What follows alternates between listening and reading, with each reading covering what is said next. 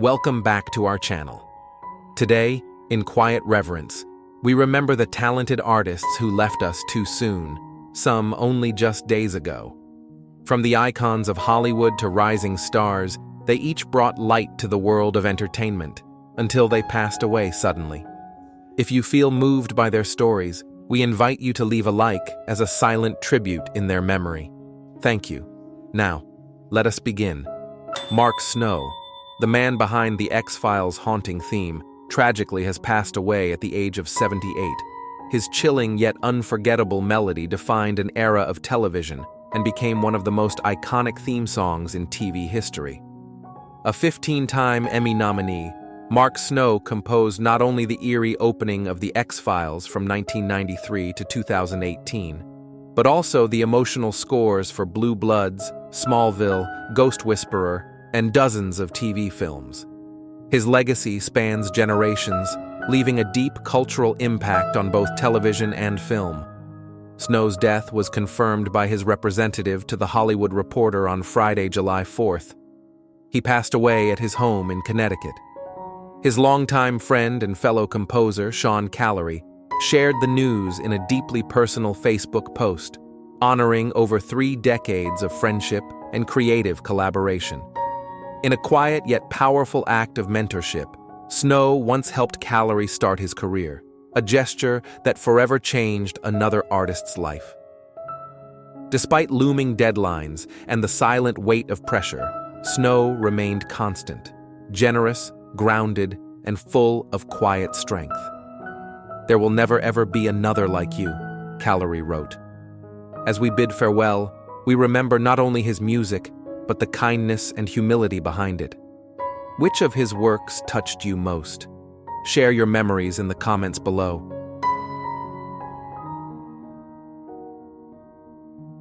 Young Noble, Outlaw's rapper and Tupac's final collaborator, sadly has passed away at the age of 47. As the last member personally chosen by Tupac Shakur to join the legendary hip-hop group Outlaws in 1996, Young Noble carried with him the spirit, vision, and emotional weight of a generation. He was featured on 4 pivotal tracks from the Don Killuminati, the 7-Day Theory, including the iconic Hail Mary, making his voice an integral part of one of the most historic albums in hip-hop. Beyond group work, his solo albums Noble Justice and Son of God reflected deep resilience and introspection. His passing was confirmed by a representative to People on July 4th in Atlanta. Friends and collaborators such as Snoop Dogg and fellow Outlaws member EDI Mean honored him with touching tributes, remembering a brother whose strength often spoke in silence. Despite life's quiet battles, Noble remained a faithful guardian of Tupac's legacy, using music to uplift, confront, and inspire. In his final days, he offered words of hope to others, urging them to stay strong, hold on, and believe that healing is coming. "There will never be another like you," one friend wrote. What memory of young Noble still echoes in your heart? Let us know in the comments. His legacy lives on, in every lyric and in every life he touched.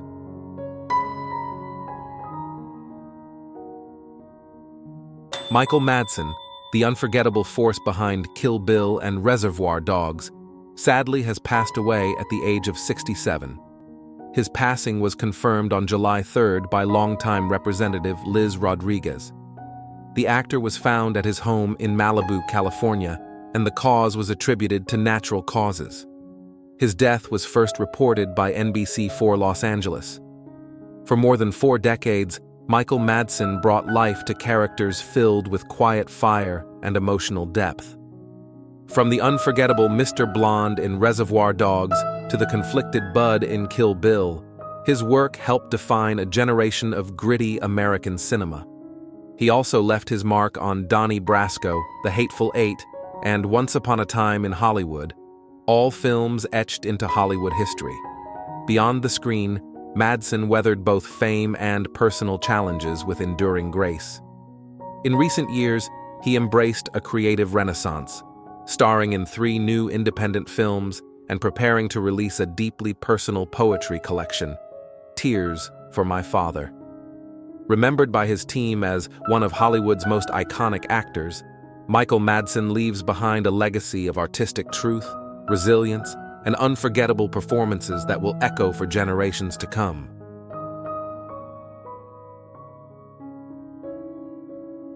Bobby Sherman, the beloved teen idol of the 1960s and star of Here Come the Brides, has sadly passed away at the age of 81. His passing was confirmed on June 24th by his wife, Brigitte Poublon Sherman. Bobby died peacefully at home after a courageous battle with stage 4 kidney cancer. Bobby left this world holding my hand, just as he held up our life with love, courage, and unwavering grace through all 29 beautiful years of marriage, she shared.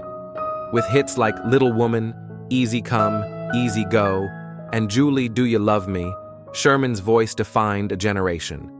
His role as Jeremy Bolt on Here Come the Brides made him a television fixture, while 7 of his singles charted in the top 40, an enduring mark of pop legacy. But fame was just the beginning. In the mid-1970s, Bobby chose service over stardom. He became an EMT, a technical reserve officer for the LAPD, and later a deputy sheriff, a quiet act of redemption that redefined heroism.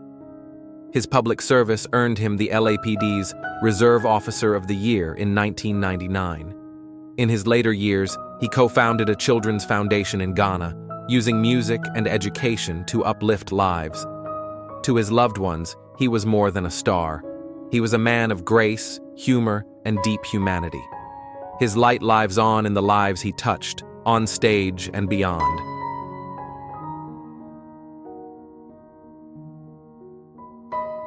Jim Shooter, the teenage prodigy who redefined Marvel Comics, has sadly passed away at the age of 73.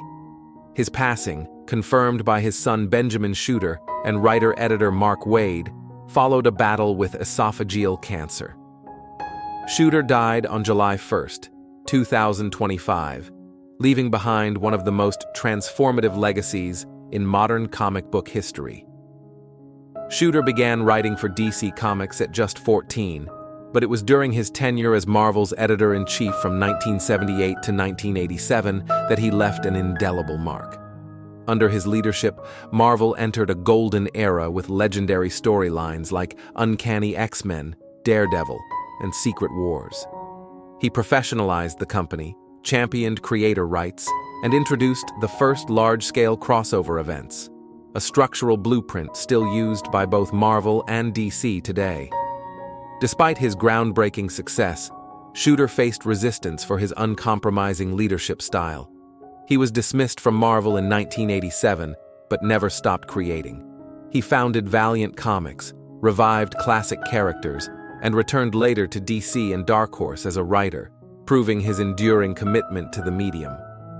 Former colleagues recall him as a complicated but deeply principled man. Editor Larry Hama once recounted how Shooter quietly pushed through health coverage for a late artist's family, a small act of compassion that spoke volumes. His work, his integrity, and his creative fire continue to shape the comic world to this day.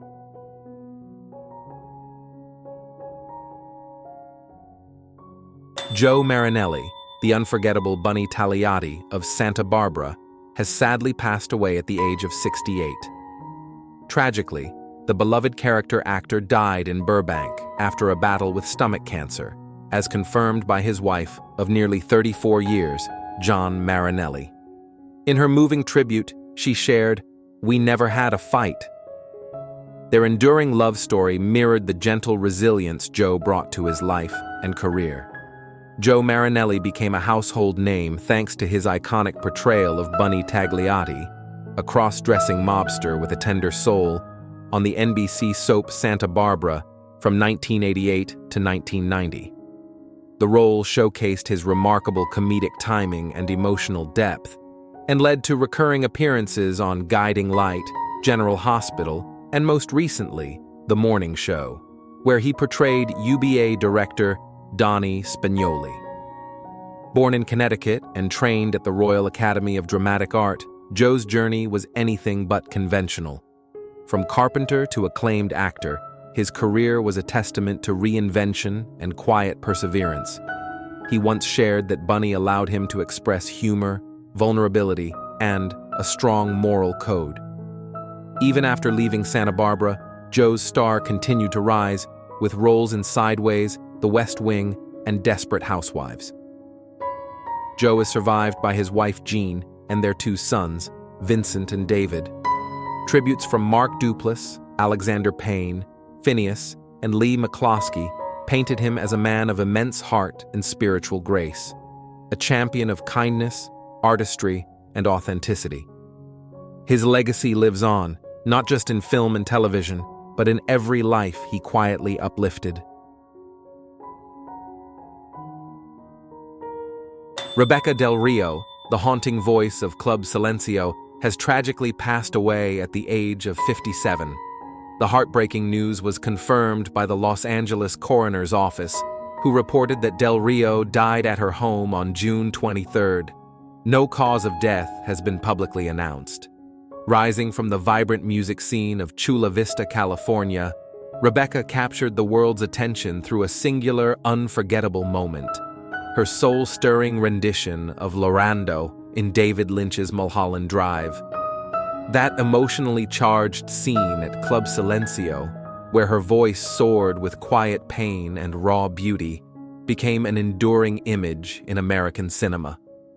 Her connection with Lynch, brokered through agent Brian Lux, blossomed into a creative partnership that would later see her return in Twin Peaks: The Return. She also lent her voice to Southland Tales and Sin City, leaving an unmistakable imprint of emotional resonance in every project.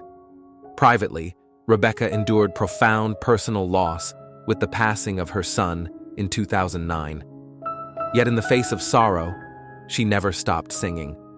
She once revealed that she performed live for every take in Mulholland Drive to ensure the vibrato in her throat matched the intensity of the scene, a testament to her artistry and dedication. Her legacy lives on in every haunting note, every tearful breath, and in the hearts of those moved by her voice.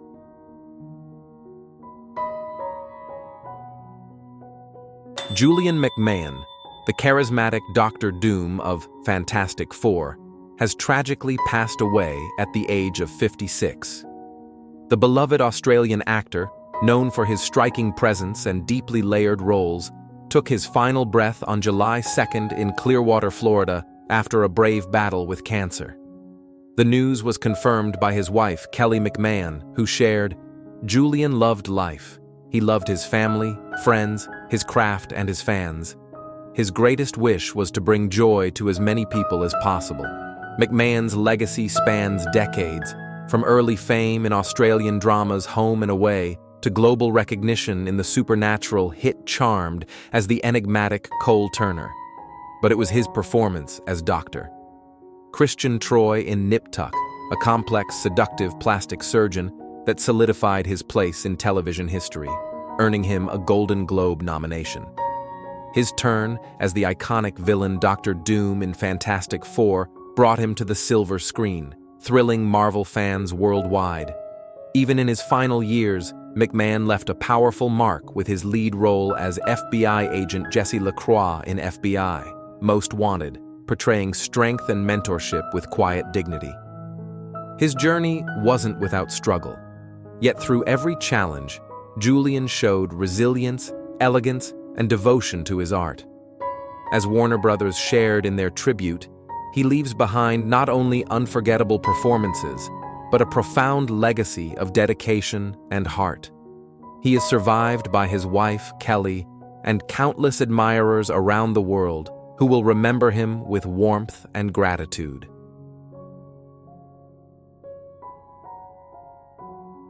Sophia Hutchins, CEO, advocate, and beloved friend of Caitlyn Jenner, tragically passed away at the age of 29. Known for her quiet strength and visionary leadership, Hutchins built a legacy of compassion and innovation in both the tech and LGBTQ+ advocacy worlds. A graduate of Pepperdine University, With a degree in economics and finance, Sophia rose to prominence as the CEO of Lumisol, a health tech company focused on personal wellness. She also served as executive director of the Caitlyn Jenner Foundation, dedicating her voice and energy to uplifting trans communities. Her presence on the reality series I Am Kate made her a familiar and inspiring figure to many. Her death was confirmed on July 2nd, after a devastating ATV crash near Malibu. Authorities stated that Sophia, driving at high speed, rear-ended another vehicle and veered off a cliff, falling over 300 feet. She was pronounced dead at the scene. Caitlyn Jenner was present during the aftermath, a heartbreaking testament to their profound bond.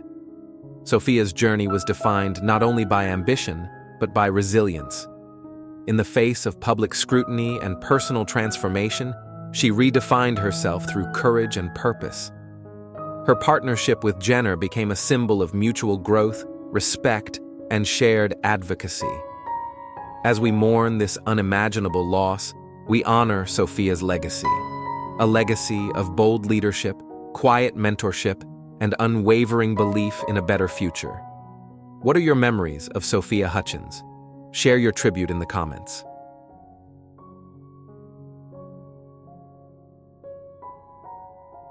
There was a time when a single word from him could silence 10,000 people, just one syllable, soaked in sorrow or whispered in faith, and the whole room would lean forward. That was Randy Travis. He didn't just sing country music, he confessed it. But what do you do when that voice, your very identity, is taken from you? What do you do when your songs go silent? This is the story of a man who stood at the edge of life, heard the doctors say 1% chance of survival, and somehow found a way to sing again, not with lungs, not with larynx, but with a will that refused to die. If you've ever been moved by a Randy Travis song, I invite you to share your story in the comments. Because what you're about to hear isn't just music history, it's a testimony in 3 chords and the truth. He was born Randy Bruce Trawick on May 4th, 1959, in Marshville, North Carolina, the second of 6 children, raised in a house where the only stage was a front porch, and the only microphone was a cracked Stella guitar rescued from a pawn shop. His father, Harold, barked commands like a drill sergeant, and his mother, Bobby, soothed wounds with gospel hymns and cornbread. They didn't have much, but they had faith, rhythm, and firewood dreams. Every weekend, Merle Haggard spun on the record player while Randy and his brother Ricky harmonized or mucked out stalls, depending on whether they hit the right note. As Harold would famously say, "Sing it true, boys, or start shoveling stalls." That line became Randy's first mantra, and for the rest of his life, he sang it true, no matter what the cost. At 10 years old, he stunned his town by belting Hank Williams on a makeshift stage of hay bales. At 16, he was stealing cars and dodging cops. By 17, his mugshot was familiar to every sheriff in Union County. But beneath the chestnut hair and cocky grin, a war was raging, between recklessness and redemption. It was a judge, not a label, who gave Randy his shot at music. Facing reform school, Randy sang for leniency in a courtroom. And when that baritone filled the air, even justice seemed to soften. He got probation and a second chance. That second chance walked into a Charlotte nightclub in 1975. Elizabeth Lib Hatcher, part club owner, part prophet, heard his voice and saw a future. She took him in, cleaned him up, and gave him a stage name, Randy Travis. He slept in broom closets, sang over vacuum cleaners, and sent demo tapes to Nashville. Rejection after rejection only sharpened his edge. Until finally, in 1986, a single album would change everything. Storms of Life didn't just chart, it carved a comeback for country music itself. But even legends bleed. By the late 2000s, the endless tours, the hotel rooms with paper-thin curtains, the long silences after ovations, they began to take a toll. Randy, once the calm center of every storm, found himself adrift in the very world he helped build. In 2010, the personal and professional relationship with Lib Hatcher, the woman who had discovered and managed him for decades, fractured beyond repair. The divorce wasn't just a split, it was the end of a shared dream, the unraveling of two Carolina souls who had climbed from smoky bars to Grammy podiums together. The tabloids called it betrayal, but Randy felt something deeper, the sound of home being boxed up and split down the middle. Then came the phone calls no man can rehearse for. His mother, Bobby, the voice who first sang him lullabies over simmering beans, passed away in 1998. Her final weeks were spent in hospice, asking nurses to replay Randy's gospel cassettes on loop. And then, in 2016, the world lost Harold Trawick, Randy's father, the gruff man who taught him to sing it true or shovel stalls. Randy, too frail to attend in person, watched the service from his Texas home. As the casket settled into Carolina soil, he wept openly. That was the last barn I ever had to clean. But none of those heartbreaks compared to what happened in July 2013. A viral infection attacked Randy's heart, a rare cardiomyopathy, and within 48 hours, he was in critical condition. Fluid ballooned in his lungs, his bloodstream clotted, and machines were inserted into his chest to oxygenate what his heart no longer could. Then, as if fate hadn't had its fill, a massive stroke struck. His pupils blew wide.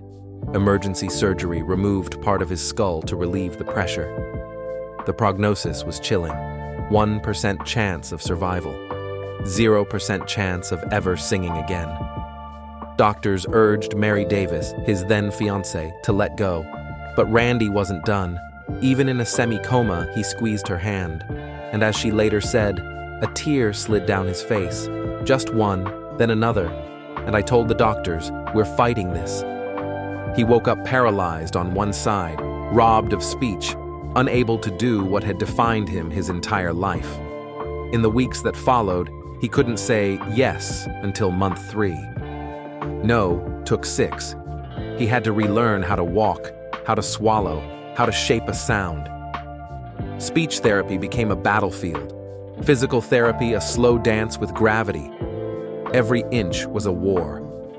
But even in that silence, Randy Travis never surrendered his melody. Mary became his voice, his memory, his nurse and anchor. When he couldn't sing lyrics, she would hum them into his ear. When he couldn't move, she'd wrap his hands in colorful resistance bands and whisper, "Remember who you are." He began to hum again, soft, tentative notes into a loop pedal. These vibrations, translated into MIDI data, were sent to Nashville, where producers shaped them into full arrangements. The voice was gone, but the music remained. And then came 2016. At the Country Music Hall of Fame induction, Randy, escorted by Mary, stood before an arena of peers, fans, and strangers. He could barely lift the microphone, but as the crowd held its breath, Randy sang a single verse of Amazing Grace. It was ragged, it cracked, it trembled, but it pierced straight through the soul. And when he reached the word wretch, the entire audience wept, not for what was lost, but for what refused to die. That moment marked the rebirth of Randy Travis. He would never again headline a sold-out tour, but he had become something rarer, a living sermon, a veteran mentor, a walking legacy of redemption. And like the great hymns he grew up humming beside cast-iron skillets, his story was now not about perfection, but perseverance. These days, Randy Travis doesn't walk on stage so much as roll through it like a slow-moving hymn. He lives quietly with Mary Davis, now his wife, on a ranch outside Tioga, Texas, where wind smells like hay and sunlight cuts through barn shutters like spotlight beams from another era. He uses a custom black wheelchair etched with the words "Storms of Life" and leans on a walnut cane engraved with musical notes when moving across the porch. His mornings begin with therapy, not just of the body, but of the soul. A treadmill flanked by harnesses for balance, resistance pools warmed for joints that once rode tour buses, a piano whose keys are labeled with tactile bumps, so his fingers can still find chords by memory. The same man who once belted, digging up bones into the night, now hums melodies into a loop pedal, letting vibrations sketch out ideas that collaborators in Nashville flesh into songs. When words won't come, he uses a single-switch alphabet scanner, tapping out fragments like grace, thunder, and home. This is Randy Travis today, slower, quieter, but no less sacred. His legacy doesn't live in the number of hit singles or platinum plaques, though there are many. It lives in the way young musicians drive hours to sit by his side, letting him nod approval as they strum borrowed verses. He doesn't say much, but 3 taps on Mary's hand means, "I love you." That's the rhythm of a survivor. He remains a veteran mentor, guiding from the margins. In 2024, he oversaw From the Vault, an album of unreleased gospel recordings from the 1980s, his voice untouched, his spirit unbroken. The album debuted at number 1, 2 on Billboard's Christian chart, proof that even whispers can echo louder than noise. Earlier this year, Randy appeared at the 100th anniversary of the Grand Ole Opry, where Carrie Underwood paused mid-song and handed him the microphone. With the world watching, Randy sang just one word, "Amen." And it was enough to make the rafters cry. His life has become his message. Through the Randy Travis Foundation, he funds neurorehabilitation clinics in rural areas, offers scholarships to working-class music students, and travels, digitally or in person, to advocate for stroke awareness. He calls it his second verse. A few weeks ago, he made a surprise stop at The Price is Right, escorted by Mary, waving at a stunned audience. When someone shouted, "We love you, Randy," he grinned, that signature half-smile that once melted coliseums. At night, he sits on the patio with Mary. They drink sweet tea thick as syrup. The stars blink above like stage lights long since dimmed. He strums an open-tuned guitar, letting the drone strings hum into the dusk. The horses stamp their hooves in the barn. Crickets take over the chorus. This is not the ending he imagined. But it might be the most powerful encore country music has ever seen, because redemption doesn't always arrive on cue. Sometimes it sneaks in after silence. Sometimes it wears a flannel shirt and carries a cane. Randy once said, "Sing it true or start shoveling stalls." Well, even now, without full sentences, without full strength, he's still singing it true. Not for fame, not for trophies, but because his story isn't over. It just changed keys.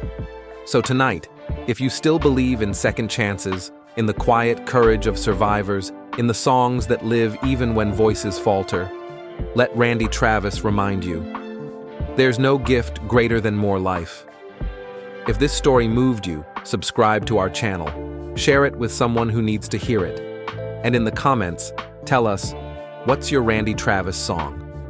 Because somewhere between heartbeats and grace notes, a legacy is still being written. Bobby Sherman, the beloved teen idol of the 1960s and star of Here Come the Brides, has sadly passed away at the age of 81. His passing was confirmed on June 24th by his wife, Brigitte Poublon Sherman. Bobby died peacefully at home after a courageous battle with stage 4 kidney cancer. Bobby left this world holding my hand, just as he held up our life with love, courage, and unwavering grace through all 29 beautiful years of marriage, she shared. With hits like Little Woman, Easy Come, Easy Go, and Julie, Do You Love Me, Sherman's voice defined a generation. His role as Jeremy Bolt on Here Come the Brides made him a television fixture, while 7 of his singles charted in the top 40, an enduring mark of pop legacy. But fame was just the beginning. In the mid-1970s, Bobby chose service over stardom. He became an EMT, a technical reserve officer for the LAPD, and later a deputy sheriff, a quiet act of redemption that redefined heroism. His public service earned him the LAPD's Reserve Officer of the Year in 1999. In his later years, he co-founded a children's foundation in Ghana, using music and education to uplift lives. To his loved ones, he was more than a star. He was a man of grace, humor, and deep humanity. His light lives on in the lives he touched, on stage and beyond.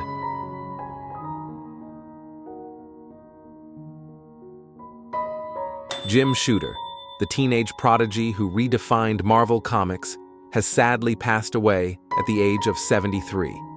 His passing, confirmed by his son Benjamin Shooter and writer-editor Mark Waid, followed a battle with esophageal cancer. Shooter died on July 1st, 2025, leaving behind one of the most transformative legacies in modern comic book history. Shooter began writing for DC Comics at just 14, but it was during his tenure as Marvel's editor-in-chief from 1978 to 1987 that he left an indelible mark. Under his leadership, Marvel entered a golden era with legendary storylines like Uncanny X-Men, Daredevil, and Secret Wars. He professionalized the company, championed creator rights, and introduced the first large-scale crossover events, a structural blueprint still used by both Marvel and DC today. Despite his groundbreaking success, Shooter faced resistance for his uncompromising leadership style. He was dismissed from Marvel in 1987, but never stopped creating. He founded Valiant Comics, revived classic characters, and returned later to DC and Dark Horse as a writer, proving his enduring commitment to the medium. Former colleagues recall him as a complicated but deeply principled man. Editor Larry Hama once recounted how Shooter quietly pushed through health coverage for a late artist's family, a small act of compassion that spoke volumes. His work, his integrity, and his creative fire continue to shape the comic world to this day.